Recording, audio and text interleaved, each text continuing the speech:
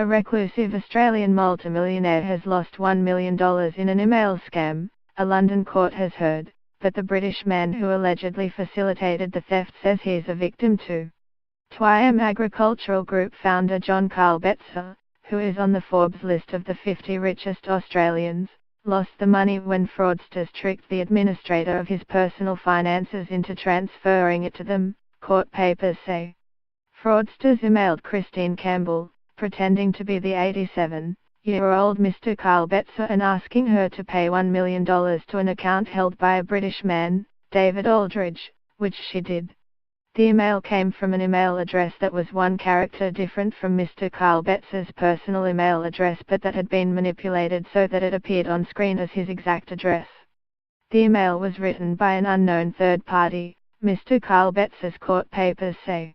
On the witness stand, Ms. Campbell said it was reasonably normal to get a request to transfer $1 million from Mr. Carl Betzer's account. She said that, with hindsight, it was clear that the email asking for the funds to be transferred was in perfect English, but she had picked this up as a problem at the time because it looked like Mr. Carl Betzer was emailing in a rush. Mr. Carl Betzer has sued Mr. Aldridge to recover the funds, but Mr. Aldridge said he was being unwittingly used and was himself the victim of a fraud involving a woman he met online and with whom he believed he shared a loving relationship.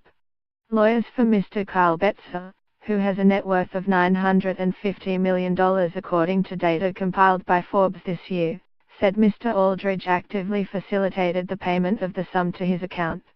He then transferred £61,538, $82,600, to another of his accounts and used some of it to settle his tax bills. He transferred most of the money to accounts in countries including the US, Hong Kong, Britain, the United Arab Emirates, Ghana and Nigeria.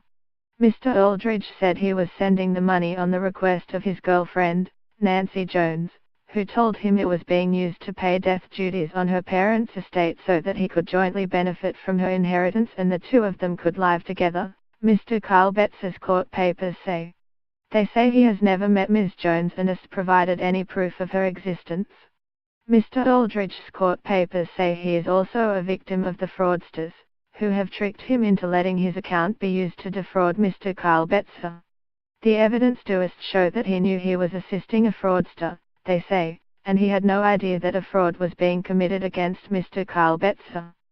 Mr. Aldridge was entitled to the belief that he was dealing with an honest person because Ms. Jones was his girlfriend of 4 years, his court filings say.